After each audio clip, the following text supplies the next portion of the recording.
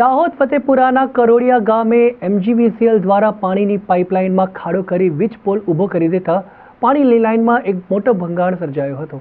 દાહોદના ફતેપુરા તાલુકાના કરોડિયા ગામે 4 દિવસ અગાઉ એમજીવીસીએલ દ્વારા વીજ પોલ ઊભો કરવા માટે ખાડો ખોદવામાં આવ્યો હતો, પરંતુ જ્યાં ખાડો ખોદવામાં આવ્યો તે આ ભાણા સીમલ પાઇપલાઇનમાં ખોદવામાં આવ્યો હતો અને જ્યાં વીજ પોલ પણ ઊભો કરી દેવામાં આવ્યો છે। હવે આના કારણે છેલ્લા 4 દિવસથી પાણીનો વેડફાટ થઈ રહ્યો છે અને છેલ્લા 4 દિવસથી ભાણા સીમલ પુરવઠા જૂથ યોજનાની પીવાની પાણીની લાઇનમાં ભંગાણ પડ્યું છે।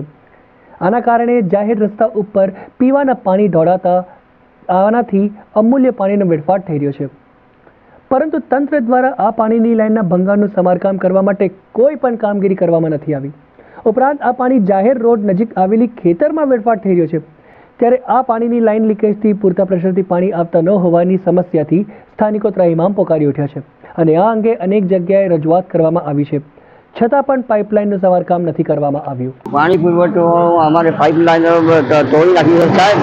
हम लोग बीज बोल वाले एना हमें आ को पानी हमारे बंद थोड़ा जगह के हमारे चालू करवाना है पानी એટલે ચાલુ કરી આપવું પડશે તમને। અમારા બારાસીમળથી પાણી આવે છે પાઇપલાઇન ની અંદર કરોડિયા પૂર્વ ગામમાં, એની અંદરમાં ફતેપુરા જીબી વાળે વીજ પોલ મૂકી દીધો છે પાઇપની અંદર।